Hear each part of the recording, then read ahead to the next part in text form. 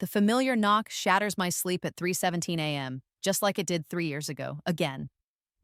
My heart hammers against my ribs as Derek's girlfriend's giggle echoes through the hallway, that same high-pitched trill that once made my stomach clench with dread. The scent of my old lavender sheets floods my senses, and when I look up, there's the crack in my ceiling shaped like a lightning bolt, the one I used to trace with my finger during countless sleepless nights. This is impossible. I'm 17 again, trapped in my childhood bedroom with its astronomy posters and glow-in-the-dark stars that Derek always mocked. But the memories burning through my skull are crystal clear. Memories of dying alone in a freezing studio apartment while my family celebrated Derek's engagement. Memories of working 3 jobs just to afford ramen. Memories of the funeral I attended in spirit, watching them cry crocodile tears over the daughter they threw away. Derek's fist pounds against my door. "Maya, open up! We need to talk!" The wood vibrates with each impact, and I taste copper on my tongue. I've bitten through my lip. But this time, instead of the familiar panic that used to paralyze me, something cold and sharp settles in my chest like armor. "Maya, pack your shit. Jess needs this room tonight." His voice cuts through the darkness with that same entitled edge, and suddenly I'm drowning in memories that feel more real than the walls around me. I remember stumbling through the garage in my pajamas, carrying armfuls of clothes while Jess redecorated my sanctuary. I remember my mother's apologetic smile as she explained how temporary this would be. I remember sleeping on a moldy mattress, surrounded by Christmas decorations and paint cans, while upstairs Derek and Jess christened my bed. But mostly, I remember how it felt to die forgotten. The pounding intensifies. "Don't make me get mom and dad." 3 years ago, or yesterday, depending on how you count time, those words would have sent me scrambling to comply. Maya the peacekeeper. Maya the pushover. Maya who would rather freeze in the garage than cause family drama. That Maya died in a studio apartment with a space heater that barely worked, clutching her phone and waiting for a single family member to return her final call. I am not that Maya reborn. I am Maya reborn. I slide my feet into slippers and pad across the hardwood floor that creaks in all the familiar places. My reflection in the mirror stops me cold. 17-year-old skin stretched over a soul that's lived through 3 more years of systematic destruction. Dark circles rim my brown eyes, but behind them burns something that wasn't there before. Knowledge. Purpose. When I open the door, Derek towers over me in his Letterman jacket, all golden boy swagger and practiced charm. Behind him stand our parents in matching bathrobes. Mom clutching her coffee mug like a shield. Dad shifting his weight from foot to foot, in that way that means he's already made up his mind but wants to pretend this is a discussion. Jess lurks behind them in Derek's varsity shirt, her blonde hair perfectly tousled in that expensive way that screams, "Daddy's credit card." She's already mentally redecorating. I can see it in her calculating gaze as she surveys my astronomy posters and bookshelves. "Sorry to wake you, sweetheart," Mom begins, her voice saccharine with false sympathy. "But Derek and Jess need somewhere private to study, and your room has the best lighting for—" "For what?" I interrupt, my voice startlingly steady. "Her OnlyFans content?" The hallway falls silent. Jess's mouth drops open and Derek's face flushes crimson. "Maya Elizabeth Chen," Dad snaps, using my full name like a weapon. "That's completely inappropriate." But I remember now. I remember finding Jess's account 3 months from now. Remember Derek's panic when their pyramid scheme collapsed. Remember how they blamed me for not being supportive when their whole house of cards tumbled down. "You're right," I say, stepping back to let them into my room. "I apologize, Jess. I'm sure whatever you two do in here will be completely wholesome." Derek's arm snakes around Mom's shoulders, pulling her into his orbit with practiced ease. "Look, it's just temporary, okay? Jess's roommate is having some drama, and you know how crazy her parents are about overnight guests. We just need a few weeks to figure something else out." Mom nods along, her eyes soft with maternal indulgence. "Maya barely uses half the space anyway, right, honey? And it's not like you bring friends over." The familiar sting of that casual cruelty should hurt, but instead I feel detached, like I'm watching strangers perform a play I've seen before. They expect tears, protests, maybe some teenage dramatics that they can dismiss and weaponize later. Instead, I walk to my closet and begin pulling out clothes. Maya? Mom's voice carries a note of confusion. What are you doing? Packing? I say simply, folding my favorite sweater with methodical precision. Derek needs the room. I understand. The silence stretches taut as they exchange glances over my head. This isn't the script they prepared for. Derek was ready for a fight. His shoulders are still tensed for an argument that isn't coming. You're okay with this? Dad asks, his tone wary. I meet his eyes in the mirror above my dresser. I understand exactly who you all are now. Something in my voice makes Derek shift uncomfortably, though he can't pinpoint why. It's the tone of someone who's stopped expecting anything different, stopped hoping for basic decency, stopped believing in the fantasy of a loving family. Mom hovers in my doorway, wringing her hands. If you're sure this is okay, sweetheart, it really is just temporary. Everything's temporary, I reply, carefully wrapping my grandfather's compass in a t-shirt. Some things just last longer than others. As I carry my belongings to the cramped basement guest room, the space that will become my prison for the next 3 years if I let it, I pause at my old desk. A family photo sits there gathering dust, all of us smiling at some long-forgotten barbecue. Derek's arm is slung around my shoulders, and we look genuinely happy. I pick up the frame and study that other Maya's face, trusting, hopeful, desperate to believe she belonged somewhere. You poor, stupid girl, I whisper to her. You died thinking it was your fault. But my reflection in the glass shows someone different. Someone who won't beg for scraps of love or fight for basic respect in her own home. Someone who remembers exactly how this story ends when you play by their rules. I set the photo face down and head to the basement. 3 flights down, the guest room smells like mildew and old newspapers. The single window is barely larger than a porthole, and the ceiling is so low I have to duck under the support beam. This is where they expect me to be grateful for shelter. This is where I'm supposed to disappear quietly while they live in comfort upstairs. I unpack my laptop first, then my clothes, working with mechanical efficiency. Every movement is deliberate, purposeful. When I'm finished, I sit on the narrow bed and open my computer. The browser loads slowly on the basement Wi-Fi, but I don't mind waiting. I have all the time in the world now, and more importantly, I have something they'll never see coming. 3 years of memories they don't know I possess. Knowledge of every betrayal before it happens. And the absolute certainty that Maya Elizabeth Chen is done being the family disappointment. I pull up a cryptocurrency exchange and begin researching the investments I remember from my past life. Small moves at first, nothing that will draw attention, but each careful trade will build towards something they never thought I could achieve. Freedom. The basement is cold, but I'm not the same girl who used to shiver down here, wondering what she did wrong. I'm the girl who learned exactly what they're worth, who watched them cry at her funeral while counting the cost of the flowers. This time, I won't beg them to love me. I'll make them remember why they should have. Upstairs, Derek and Jess's laughter echoes through the floorboards, sharp and grating. But for the first time in either of my lives, the sound doesn't make me feel small. It makes me smile. After all, I know exactly how their story ends. The smell of bacon grease and false cheer greets me as I climb the basement stairs for breakfast. Mom stands at the stove in her pink robe, humming off-key while she flips pancakes with the precision of a woman performing happiness. Dad hides behind his newspaper, the sports section crackling each time he turns a page. Derek swaggers down in yesterday's clothes, hair still messy from his night with Jess. He kisses Mom's cheek with theatrical affection, and she practically glows under his attention. Morning, champ, Dad says without looking up. How'd the studying go? I pour orange juice into a glass and watch Derek's performance unfold. The slight hesitation before his smile, the way his eyes dart to make sure I'm listening, the calculated charm in his voice. Really productive, actually. Jess is brilliant with calculus. He ruffles my hair as he passes, and I force myself not to flinch. Thanks for being so cool about the room situation, Maya. You're the best little sister ever. 3 years ago, those words would have made me desperate to please him more.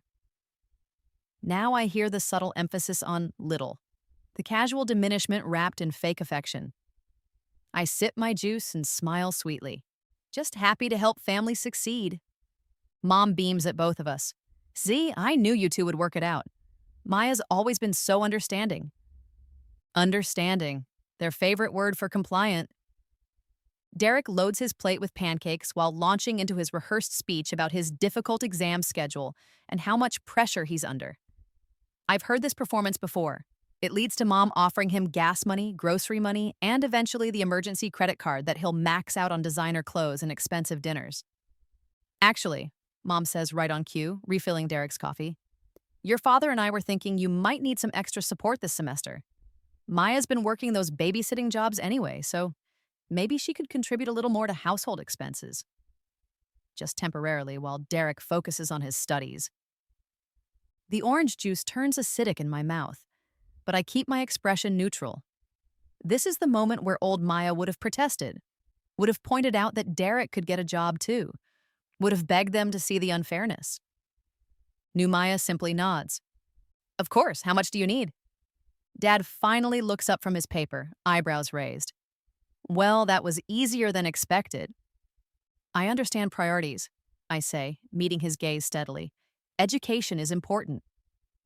What I don't say is that I remember exactly where Derek's education leads.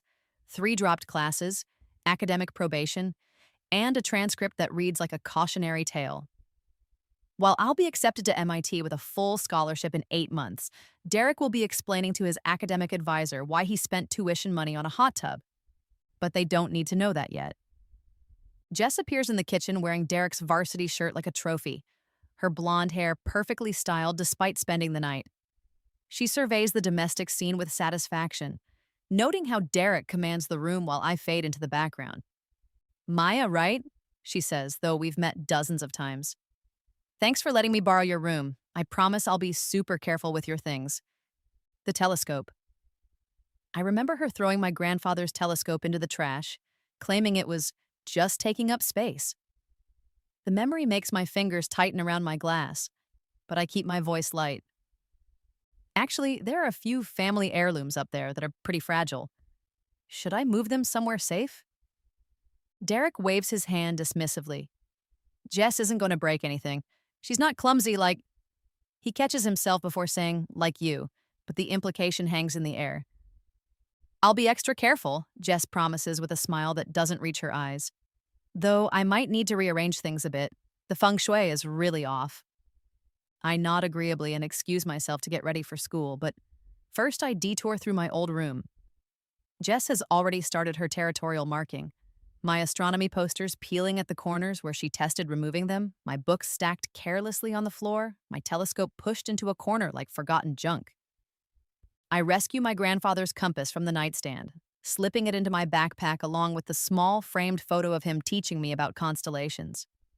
These are the pieces of my history I won't let them erase. At school, I float through classes like a ghost, taking notes on subjects I already mastered in my past life. During lunch, I sit alone in the library and open my laptop, pulling up investment forums and cryptocurrency exchanges. The screen reflects my face as numbers and charts dance across the display. What you're researching? I don't jump, though Derek's voice behind me sends ice through my veins.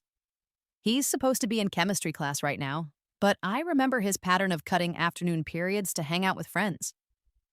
Just curious about making money, I say casually, minimizing the browser window. Since everyone expects me to pay my own way now. Derek's eyes narrow as he tries to read over my shoulder. Money? What kind of money? I shrug, closing the laptop. Investment stuff. Tyler Morrison's older brother made a fortune on some cryptocurrency thing. Probably just luck, though. The hook is set. Derek's pupils dilate slightly at the mention of Tyler, his former best friend who moved to California and, according to social media, drives a Tesla now.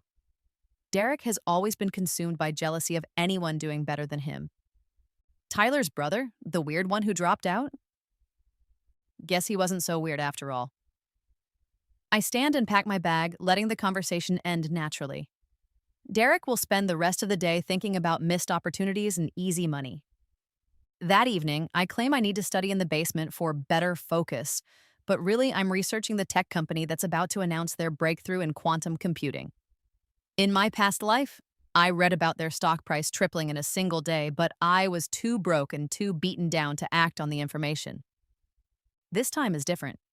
I use my babysitting savings, $237 carefully hoarded over 6 months, to buy shares through an online platform. My hands shake slightly as I confirm the transaction, but not from fear, from anticipation. 3 days later, the company announces their partnership with NASA. My modest investment grows by 15% overnight. I watch the numbers climb on my phone screen, hidden under my covers in the basement guest room. Above me, Derek and Jess laugh too loudly, their voices carrying through the thin ceiling. But for the first time in either of my lives, their happiness doesn't diminish mine. Because I'm building something they can't see, something they can't steal, something that will make their opinion of me irrelevant. Sunday dinner arrives with its familiar choreography of extended family and performative togetherness. Grandma Chen sits at the head of the table, 83 years old and sharp as ever, watching her family with calculating eyes that remind me of my own. Derek works his charm, complimenting her cooking and asking about her garden with such sincere interest that even I might believe it if I didn't know what comes next. When she excuses herself to use the bathroom, Derek casually pockets the $100 bill she left beside her purse. In my past life, I tried to report this theft. My family accused me of lying, of being jealous, of trying to cause trouble for attention. Derek returned the money after finding it on the floor, and I was labeled the family troublemaker. This time, I quietly activate my phone's camera and capture everything. Derek's smooth movements, the practiced way he palms the cash, the innocent expression when Grandma returns and notices her money is missing. I record him discovering the bill and returning it to her grateful tears. "Maya?" Grandma says softly, catching my eye across the table. "Walk with me to my car?" Outside, the evening air carries the scent of jasmine from her garden. Grandma moves slowly but steadily, her cane tapping against the concrete. "You're different," she says without preamble. "Quieter, but not weaker." I help her into the driver's seat, adjusting her mirrors the way she likes. "Maybe I'm just growing up." She studies my face with those sharp eyes. "Your grandfather had a saying, 'Patient water cuts the deepest canyons.'" She drives away without another word, but I stand in the driveway long after her taillights disappear, thinking about water and stone and the power of persistence. Back inside, Derek is riding high on family praise for his honesty in finding Grandma's money. He catches my eye across the living room and winks, like we're sharing a secret. I wink back. But my secret is bigger than his and infinitely more dangerous. In my pocket, my phone holds evidence of his theft. In my investment account, my money grows while he wastes time playing games. And in my memory, I carry the blueprint of every mistake he'll make over the next 3 years. Derek thinks he's won by taking my room. He has no idea the game has only just begun. The smell of coffee and betrayal drifts through the heating vents at 6 a.m. on a Tuesday. I'm supposed to be asleep in my basement cave, but Derek's voice carries like he wants the whole house to hear his phone conversation with Dad. I know it's Maya's college fund, but she probably won't even go to college anyway. You said it yourself. She's not really college material. My blood turns to ice water, but I force myself to keep listening through the vent. This is it, the moment that destroyed me in my past life, arriving right on schedule. The nightclub investment is guaranteed money, Dad. Tyler's brother isn't the only one making bank. This is how people our age get rich now. Besides, we can always pay Maya back when the profits come in. Guaranteed money, the same words he used 3 years ago before losing every penny in what I now know was a money laundering front. But this time, I'm ready. I grab my phone and start recording. Maya's always talking about wanting to help the family, right? This is her chance to actually contribute something meaningful instead of just babysitting for pocket change. The casual cruelty in his voice cuts deep, but I channel the pain into focus. "Keep talking, Derek. Give me everything I need." "Look, Grandma left that money specifically for Maya's education." Dad's voice crackles through the phone speaker. "It feels wrong to—" "Come on, Dad. When has Maya ever shown any real ambition? She barely has friends, never joins clubs, spends all her time staring at the sky through that stupid telescope." College would be wasted on her. My hands shake as I save the recording, but not from hurt, from anticipation. That afternoon, I walk into the kitchen where Mom and Dad sit across from each other at the table, wearing the expressions of people about to deliver bad news.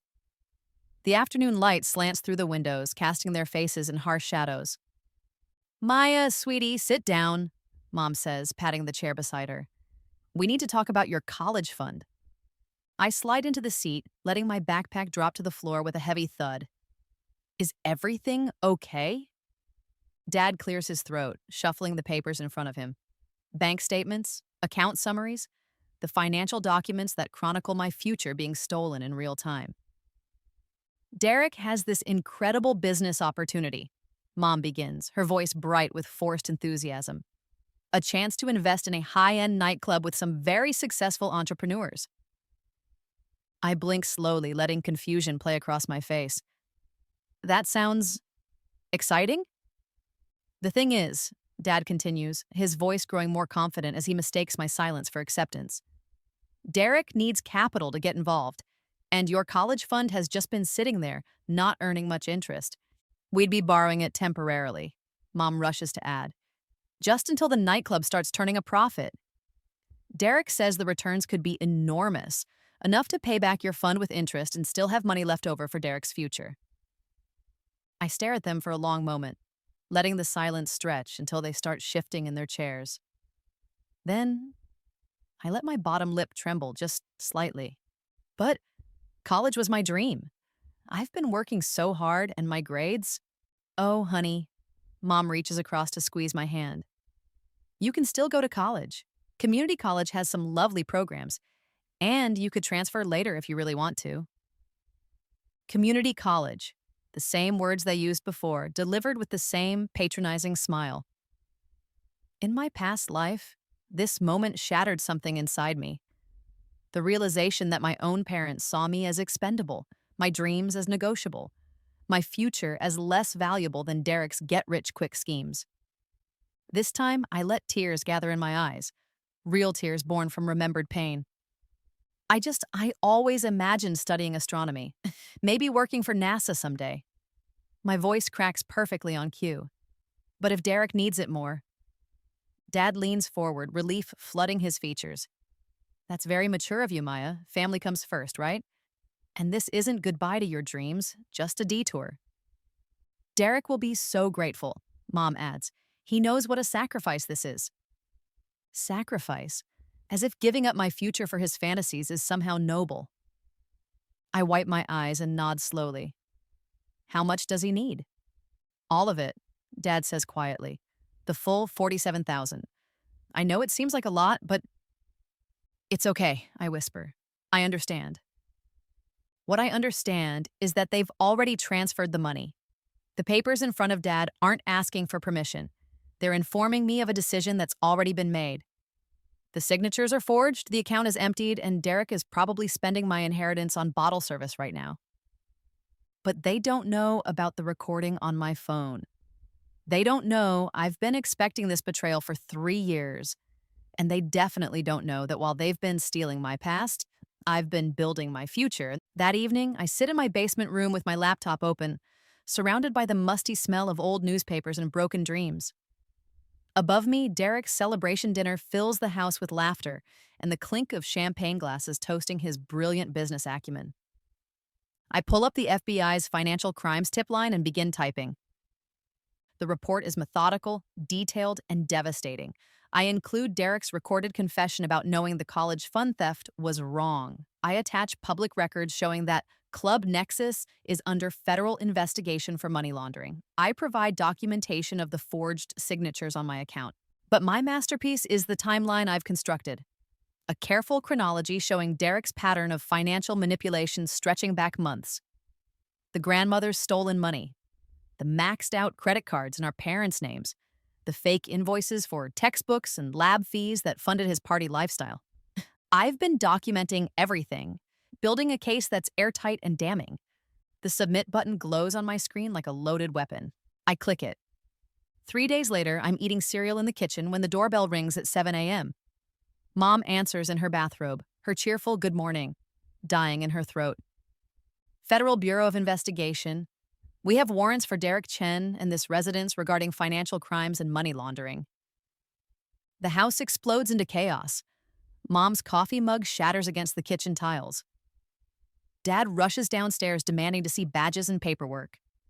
Derek appears at the top of the stairs in boxers, his face cycling through confusion, terror, and rage in rapid succession. I watch from the kitchen doorway, spooning Cheerios into my mouth with mechanical precision as agents stream through our front door with badges and evidence bags. "This is insane!" Derek shouts as they guide him into handcuffs. "I haven't done anything wrong. Maya, tell them I'm not—" His desperate eyes find mine across the chaos, pleading for the same loyalty he's never shown me. I meet his gaze and take another bite of cereal. "I don't know anything about your business dealings, Derek," I say clearly, my voice carrying over the commotion. "I hope you get the help you need." The look of betrayal on his face is almost funny. Almost. Agent Martinez, a compact woman with shrewd eyes, approaches me while her colleagues tear through Derek's room. "You're Maya Chen, the college fund victim?" I nod, setting down my spoon. "Is there anything I can do to help?" "Actually, yes. We have some questions about your brother's activities. Would you be willing to come in for an interview?" "Of course, I want to cooperate fully." What I don't mention is that I've already prepared for this interview. I know exactly which questions they'll ask, exactly which evidence will be most damaging, and exactly how to present myself as the innocent victim who stumbled upon her brother's crimes, because in a way, that's exactly what I am. Derek's arrest makes the local news by noon. The headline reads, "Local student arrested in money laundering scheme, family college fund stolen." His mugshot shows him looking confused and angry, his golden boy charm stripped away under harsh jail lighting. I watch the coverage from the school library, surrounded by the musty scent of old books, while my classmates whisper about the scandal. Some of them glance at me with pity. Poor Maya, betrayed by her own brother. If only they knew the half of it. That afternoon, I check my investment portfolio on my phone. The quantum computing stock has stabilized at a 22% gain, and my cryptocurrency position has grown another 8% overnight. What started as $237 in babysitting money has become nearly $400. It's not much yet, but it's mine. Clean money, earned through patience and intelligence rather than theft and lies. My phone buzzes with a text from an unknown number. "This is Agent Martinez. The court has ordered restitution of your college fund plus interest. You should see the money returned within 30 days. Thank you for your cooperation." I delete the message and slip my phone back into my pocket. Around me, students pack up their books and head home to families who love them, support them, believe in their dreams. I used to watch them with desperate envy, wondering what I'd done wrong to deserve parents who saw me as dispensable. Now I understand that their love was never mine to lose because it was never real to begin with. But that's okay. I don't need their love anymore. I have something better. The absolute certainty that Derek Chen will spend the next 7 years learning exactly what it feels like to be powerless. And when he gets out, he'll discover that the little sister he threw away has built an empire he couldn't even imagine. The thought makes me smile as I walk to the bus stop. After all, this was just the first course. I'm saving room for the main event. Derek comes home 3 days later with ankle monitor jewelry and the kind of paranoid energy that follows someone who's had their world collapse in federal custody. The house reeks of desperation masked by Mom's obsessive cleaning, bleach and fear creating a toxic cocktail that burns my throat. I'm in the kitchen making toast when he corners me, moving faster than I expected. His hand slams against the counter, trapping me between his body and the granite edge that digs into my hip. "What did you tell them?" His voice is barely controlled, threatening with the kind of violence that used to send me scrambling for cover. But I've lived through worse than Derek Chen's rage. I've died from it. I meet his bloodshot eyes without flinching. "Tell who?" "Don't play dumb, Maya. The FBI, they knew things. Specific things about the money, about Grandma, about conversations I had in private." His breath smells like stale energy drinks and sleepless nights. "You've been watching me." I activate my phone's recording app with my thumb, keeping it casual like I'm just nervous. Which I am, but not for the reasons he thinks. I told them the truth, Derek. Something you've never tried. His face darkens, and for a moment, I see the man who eventually escalated to hitting me in my past life. The man who convinced our parents that I provoked him with my attitude and disrespect. You think you're so smart, don't you? Little Maya finally found her backbone. He leans closer, and I smell the sweat of desperation on his skin. But you have no idea what you've done. The people I owe money to don't care about federal investigations. They want their investment back, and if I can't pay, then maybe you shouldn't have stolen money to impress criminals. The words slip out before I can stop them, carrying 3 years of accumulated rage. Derek's eyes widen, then narrow to slits. There she is, the real Maya, not so sweet and innocent after all, are you? He pushes away from the counter, but not before I catch him glancing toward my laptop bag.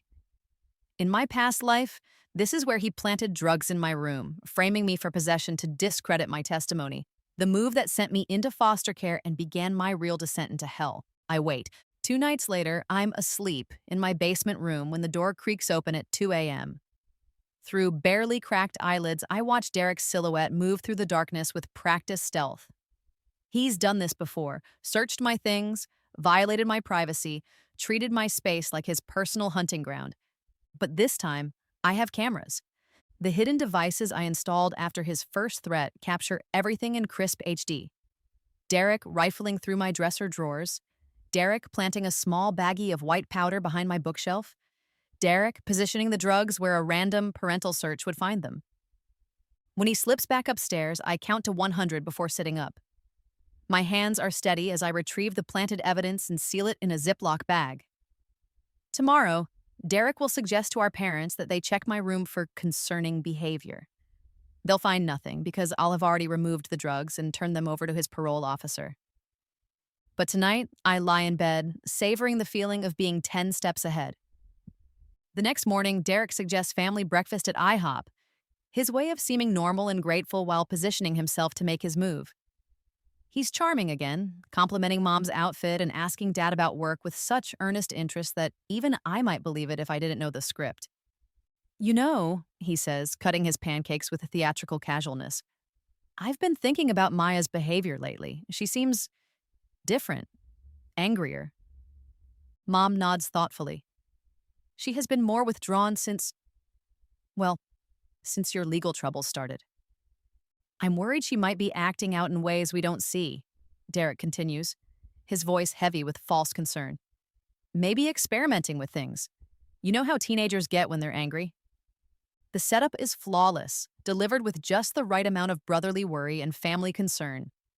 In my past life, I had no defense against this manipulation. This time, I pull out my phone and show them the video of Derek planting drugs in my room. The restaurant goes silent except for the clink of silverware and distant kitchen sounds. Derek's face cycles through disbelief, rage, and finally cold calculation as he realizes how thoroughly he's been outplayed. And that's, how did you, Maya, why were you recording? I've been documenting everything since your arrest, I say calmly, cutting into my French toast. Your threats, your attempts to frame me, your pattern of manipulation. It's all been forwarded to Agent Martinez and your parole officer. Derek's fork clatters onto his plate. You little... Derek Chen! Dad's voice cuts through the restaurant air like a blade. Sit down and shut up before you make this worse. For the first time in my memory, Dad is looking at Derek with something other than pride. The golden boy mask has finally slipped enough for even their willful blindness to see through. Mom covers her face with her hands, her shoulders shaking. How did we get here? How did our family fall apart like this? It was already broken, I say quietly. I just stopped pretending it wasn't. Derek spends the rest of the meal staring at his untouched food while I eat with genuine appetite for the first time in weeks. When we leave, he walks 3 steps behind us like a stranger, his ankle monitor visible beneath his jeans. That afternoon, his parole officer calls. Derek's attempted frame-up, combined with witness intimidation, means he's violated the terms of his bail. By evening, he's back in federal custody awaiting trial. The house feels different without him. Smaller somehow, but also cleaner. Mom cries herself to sleep while Dad drinks whiskey and stares at the walls. They've lost their golden child and discovered their throwaway daughter has teeth. I sit in my basement room, laptop open, watching my investment portfolio climb steadily upward. The tech stocks I bought with babysitting money have grown to nearly $800. My cryptocurrency position has doubled. What started as desperate survival money has become the foundation of something larger. But more importantly, my phone buzzes with a text from an unknown number. Maya, this is Jess. Can we talk? Derek told me some things about your family that I think you should know. I stare at the message for a long moment, remembering how Jess eventually turned on Derek in my past life when the FBI pressure became too intense. How she revealed his history of violence, his financial manipulation, his complete lack of genuine feeling for anyone but himself. In my original timeline, her betrayal came too late to help me. This time, it's arriving right on schedule. I type back, "Coffee tomorrow after school? I think we have a lot to discuss." Within minutes, she responds, "Yes, and Maya, I'm sorry. About everything." Sorry, the word I waited 3 years to hear from anyone in my family. And it's coming from Derek's ex-girlfriend who's about to destroy what's left of his credibility. I close my laptop and lie back on the narrow bed, listening to the sound of my parents' muffled arguments upstairs. They're fighting about Derek, about money, about me, about how everything went so wrong so quickly. What they don't understand is that nothing went wrong. Everything is going exactly according to plan. Derek thought he could frame me, intimidate me, break me down the way he did before. But you can't break someone who's already been shattered and rebuilt herself stronger. You can't manipulate someone who remembers every lie you've ever told. And you definitely can't defeat someone who's been preparing for this war since the day she died. My phone buzzes again, another message from Jess. He's not the person you think he is. He's not the person any of us thought he was. I almost laugh. If only she knew that I'm not the person they think I am either. I'm not Maya the victim, Maya the pushover, Maya the family disappointment. I'm Maya the phoenix, risen from ashes with fire in her wings. And Derek Chen is about to discover what happens when you underestimate someone who has absolutely nothing left to lose. The smell of expensive perfume and desperation fills our living room as extended family members file in for what Mom called an intervention. Aunt Linda clutches her designer purse like armor. Uncle Robert keeps checking his phone, clearly wishing he were anywhere else. Even Grandma Chen sits in Dad's recliner, her sharp eyes taking in the chaos her family has become. They're here to talk sense into me, to explain why my rebellious phase is tearing the family apart, to convince me that destroying Derek was somehow my fault. I sit cross-legged on the floor in my MIT sweatshirt, a recent purchase that makes Mom flinch every time she sees it, watching them arrange themselves in a semicircle like I'm about to be judged by a jury of people who've never once asked how I was doing. "Maya, sweetheart," Aunt Linda begins, her voice dripping with false warmth. "We know you're going through a difficult time, but this vendetta against your brother has to stop." Vendetta, the word tastes bitter in the air between us. "We understand you felt hurt about the college fund situation," Uncle Robert adds, not quite meeting my eyes. "But Derek's facing serious consequences now. Don't you think it's time to forgive and move forward as a family?" I let the silence stretch until it becomes uncomfortable, watching them shift in their seats. Finally, I reach for my laptop bag and pull out a manila folder thick with documents. "Before we talk about forgiveness," I say, my voice steady as stone, "I think you should see something." I spread the papers across the coffee table like a dealer revealing a winning hand. Bank statements, investment portfolios, account summaries, numbers that don't lie, even when people do. The first page shows my investment account, $547,893. Uncle Robert's coffee cup stops halfway to his mouth. Aunt Linda's perfectly applied lipstick forms a small O of shock. Even Grandma leans forward, her cane tapping against the hardwood floor. "I'm sorry," Mom stammers, her voice barely a whisper. "That can't be right. Maya, where did you get... How is this even possible?" I flip to the next page. Cryptocurrency holdings, stock portfolios, real estate investment trusts. Each line item represents careful research, strategic thinking, and the kind of financial acumen they never believed I possessed. I started with babysitting money, I explained calmly. $237. I invested in companies I researched extensively: quantum computing, renewable energy, biotechnology. Turns out I have a natural talent for pattern recognition. Dad sinks into his chair like he's been deflated. Maya, this is. How long have you been doing this? Since Derek took my room. I meet his eyes without flinching. Since I realized that waiting for this family to value me was a waste of time. But the portfolio is just the appetizer. I reach into my bag again and pull out a second folder, this one containing legal documents that make Uncle Robert go pale. I'm also the new owner of 1247 Oakwood Drive. The address hits them like a physical blow. It's Derek's dream house, the sprawling colonial with the circular driveway that he drove past every day in high school, swearing he'd own it someday. The house he used as his screensaver, his motivation, his symbol of ultimate success. I bought it last week, in cash. That's impossible, Aunt Linda breathes. That house is worth $850,000, I finish, which is why I bought it for $720. The previous owners needed a quick sale, and I could close in 10 days with no financing contingencies. I slide the deed across the table, my name printed in black ink next to the property description. Maya Elizabeth Chen, sole owner, age 17.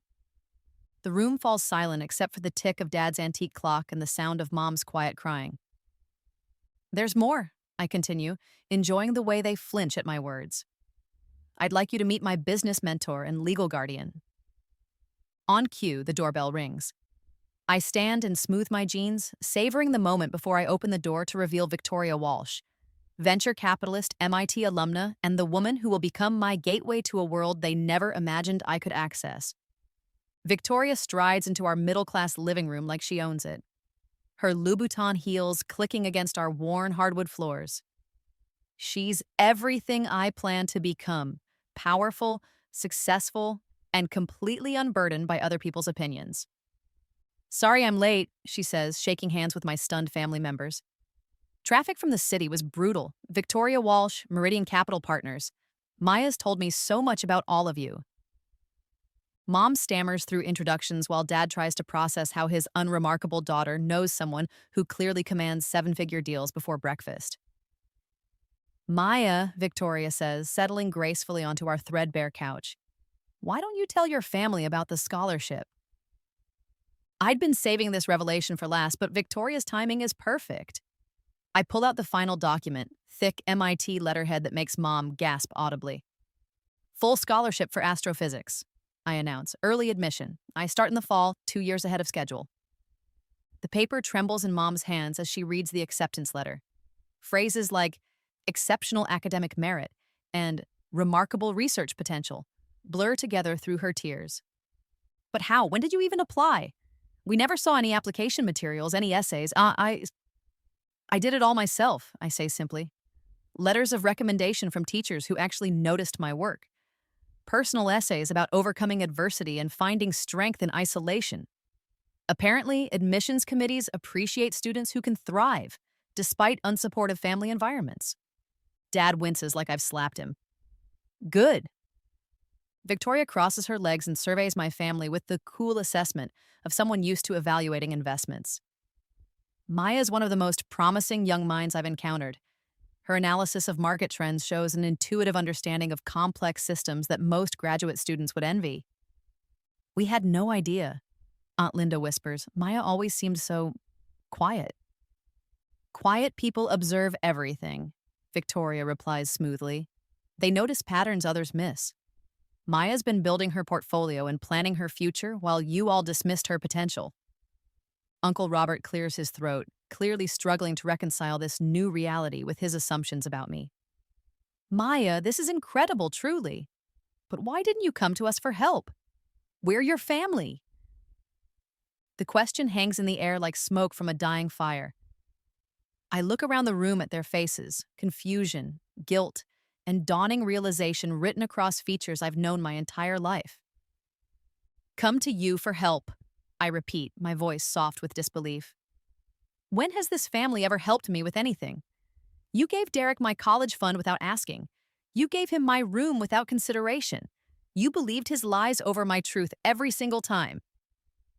Maya, Mom starts, but I hold up my hand. I'm 17 years old and I own more property than all of you combined. I have a full scholarship to one of the world's best universities. I have a mentor who values my intelligence and a future that belongs entirely to me. I stand, gathering my documents with deliberate care. And I did it all while you were busy worrying about Derek's feelings. Victoria rises with me, her presence commanding the room's attention. Maya's emancipation papers have been filed with the court. She'll be living in her new home starting next week, with full legal independence and financial autonomy. The words hit my family like individual hammers, each revelation destroying another piece of their comfortable narrative about who I was supposed to be. You're leaving? Mom's voice cracks on the question. Maya, please, we can work this out as a family. I pause at the doorway, Victoria's designer heels clicking behind me as we prepare to exit their lives forever.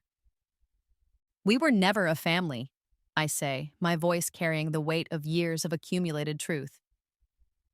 We were just people who shared a house while you decided which of your children deserved love. Grandma's voice stops me before I reach the door. Maya, come here. I turn to find her standing with surprising steadiness, her cane planted firmly on our worn carpet. When I approach, she takes my hands in her weathered ones, studying my face with those sharp eyes that miss nothing. Your grandfather would be proud, she says simply. You have his mind for business and his strength of character. Don't let anyone convince you that success makes you the villain in their story. She presses something into my palm, a small velvet box containing her wedding ring, the diamond that's been in our family for 3 generations.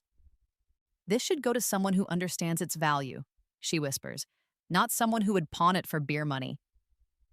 I slip the box into my pocket and kiss her cheek, breathing in the familiar scent of jasmine and determination that's always reminded me of better possibilities. Thank you, Grandma, for everything. Victoria and I walk toward her Tesla in silence, leaving behind the sound of my family's muffled arguing and the weight of 17 years' worth of their expectations. How does it feel? Victoria asks as we slide into seats that cost more than Derek's entire wardrobe. I look back at the house where I grew up feeling worthless, where I learned that love was conditional and dreams were negotiable. The afternoon light catches the windows, making them gleam like false promises. Like waking up from a nightmare I didn't realize I was having. Victoria smiles and starts the engine. Wait until you see what comes next. As we drive away from my pass, I catch a glimpse of Derek's mugshot on Victoria's tablet screen, a news alert about his sentencing hearing next week. 7 years federal prison, just like I remember. But this time, I won't be there to watch him leave in shackles. I'll be too busy building the empire he never believed I could achieve. The sound of my parents' car crunching up the gravel driveway breaks the morning silence at my new home. I'm sitting by the pool, reviewing MIT course catalogs while the September sun warms my shoulders when they appear at my gate looking like refugees from their own lives. Mom has aged a decade in 2 weeks. Her usually perfect hair hangs limp around her face, and her clothes, once carefully coordinated, look like she grabbed them from a donation pile. Dad walks beside her with the defeated posture of a man who's discovered his assumptions about the world were catastrophically wrong. I don't get up. Instead, I watch through the security camera feed on my tablet as they ring the doorbell, then knock, then finally notice me visible through the wrought iron gate beside the pool. Maya, Mom's voice cracks across the manicured lawn. Sweetheart, can we talk? I save my place in the quantum physics prerequisites and walk barefoot across the warm stone patio. My house, stretches behind me like a testament to everything they said I'd never achieve. 8 bedrooms, 6 bathrooms, a 3-car garage, and a view of the valley that Derek used to screenshot for his vision board. How did you find my address? I ask, though I already know. Grandma gave it to them, probably hoping we could reconcile before Derek's sentencing tomorrow. Maya, please. Dad grips the gate bars like a prisoner. We need to talk about Derek, about his legal fees, about what this is doing to our family. I press the button that unlocks the gate and watch them stumble through, eyes wide as they take in the limestone pathways, the infinity pool, the outdoor kitchen that's bigger than most people's living rooms. Would you like some water? I offer, gesturing to the poolside seating area. Coffee? I have an espresso machine. They settle onto the cushioned chairs like they're afraid the furniture might reject them. Mom keeps looking around with the expression of someone who's wandered into the wrong movie. Maya, how is any of this real? I pour myself a glass of lemon water from the pitcher on the side table, taking my time with the ice cubes and garnish. Let them sit with their discomfort. Let them marinate in the reality of who I actually am. It's real because I made it real, I say simply. While you were focused on Derek's potential, I was developing mine. Dad leans forward, his hands clasped like he's praying. We know we made mistakes. We can see that now. But Derek is still our son, and yours too. The sentencing is tomorrow, and his lawyer says a character witness could make the difference between 5 years and 7. Character witness. The phrase hangs in the air like incense at a funeral for their delusions. You want me to lie under oath about Derek's character? Not lie, Mom rushes to clarify. Just talk about the good times. The brother who taught you to ride a bike, who protected you from bullies at school. He never protected me from bullies, I interrupt, my voice calm as still water. He was the bully, and the only bike riding he taught me was how to fall off when he pushed me down for fun. Mom's face crumples like a paper bag, but she presses on with the desperation of someone drowning in her own denial. Maya, please, we know you're angry. I'm not angry anymore. The truth of those words surprises even me. Anger requires caring what happens to the person who hurt you. I'm completely indifferent to Derek's fate. A car door slams in the driveway, and we all turn to see Derek himself walking toward the gate. He's out on bail pending sentencing, looking haggard and desperate, in clothes that hang loose from stress-induced weight loss. The sight of him on my property should trigger panic or rage, or at least some echo of the fear he used to inspire. Instead, I feel nothing but mild annoyance, like finding a mosquito in my house. Jesus Christ, Maya. Derek stops at the pool's edge, his bloodshot eyes taking in the luxury that surrounds me. This is what you spent the blood money on? A fucking mansion? Language, I murmur, taking another sip of my water. We're in polite company. He laughs, but it's the broken sound of someone whose reality has completely collapsed. Polite company? Maya, you destroyed our family. You sent me to prison. You took everything I ever wanted and bought it with the money you made from ruining my life. The accusation should sting, but instead it bounces off me like rain on glass. I've spent 3 years, 2 lifetimes, learning to separate their emotions from my own. I didn't take anything that belonged to you, Derek. I earned everything you see here through legal investments and hard work. 2 concepts you've never mastered. He starts pacing along the pool deck, his ankle monitor visible above his worn sneakers. You think you're so smart, don't you? You think you've won something? But look at what you've become. Cold, calculating, ruthless. You're not the sister I grew up with. You're right. I stand and walk to the pool's edge, my reflection joining his in the clear water. The sister you grew up with died alone in a freezing apartment while you partied with her inheritance money. What you're looking at now is someone reborn. The metaphor sails past him completely, but Mom catches something in my tone that makes her study my face more carefully. Maya, she whispers, what do you mean, died alone? I turn to face all 3 of them. My parents who chose favorites, my brother who stole my future, my family who taught me that love was a performance review where I consistently scored below expectations.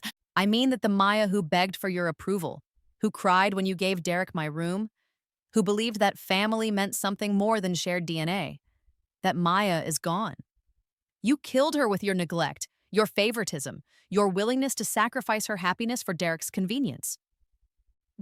We never meant, Mom stammers, but I hold up my hand. Derek stole my college fund to invest in criminal enterprises. You supported that decision. Derek threatened me with violence when his schemes failed. You blamed me for provoking him. Derek tried to frame me for drug possession to discredit my testimony. You wondered why I seemed different afterward. Each fact hits them like a physical blow, and Derek's pacing grows more agitated with every word.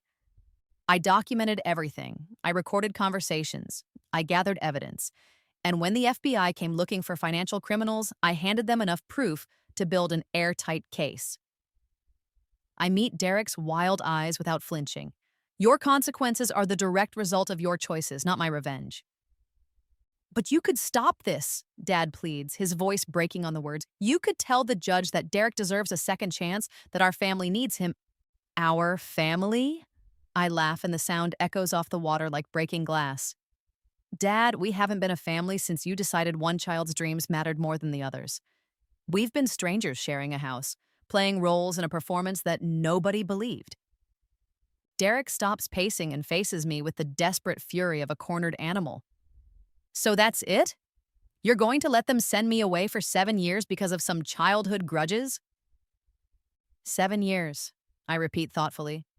Do you know what I'll accomplish in 7 years? I'll graduate from MIT with a PhD in astrophysics. I'll build an investment portfolio worth tens of millions. I'll travel the world, meet brilliant people, contribute to research that might help humanity reach the stars. I walk closer to him, close enough to see the fear swimming in his bloodshot eyes. And you'll be in federal prison, learning what it feels like to be powerless, learning what it's like when someone else controls every aspect of your life, learning what I felt like every single day growing up in this family. Maya, Mom's voice is barely a whisper. You can't mean this. You can't actually want your own brother to suffer. I turn to her, this woman who gave birth to me but never really saw me, who fed me and housed me but never truly loved me. I don't want Derek to suffer, Mom. I don't want anything from Derek, or for Derek, or about Derek. His suffering, his redemption, his future. None of it has anything to do with me anymore. The silence stretches between us like a chasm that can't be bridged. Finally, Derek speaks, his voice hollow with defeat. What do you want from us? Money? Apologies? What will it take for you to help me? Nothing. The word falls into the space between us with the finality of a closing door. There is absolutely nothing any of you can offer me that I want or need.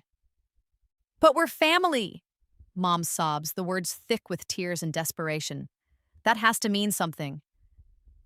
I look at her for a long moment, this woman who taught me that love was conditional, that worth was negotiable, that some children mattered more than others.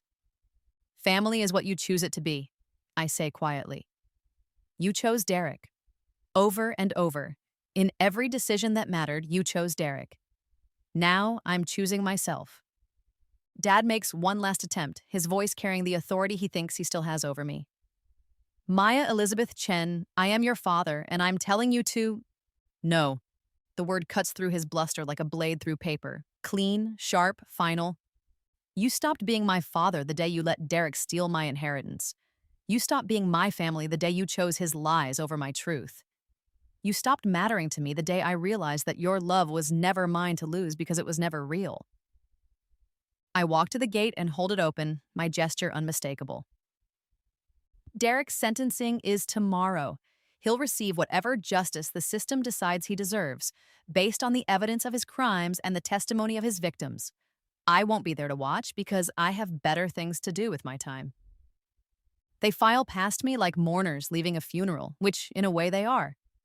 They're burying the fantasy of the family they thought they had, the daughter they thought they knew, the future they thought they could control. Derek pauses at the gate, his eyes meeting mine one last time. I hope you're happy, he says, and there's genuine confusion in his voice, like he can't understand how I've reached this point. I will be, I reply. For the first time in my life, I actually will be. After they leave, I sit by the pool until sunset, watching the light dance on the water while I think about justice and revenge and the difference between the two. Justice is Derek facing the consequences of his crimes. Justice is my parents confronting their failures as parents. Justice is me living the life I was always capable of building.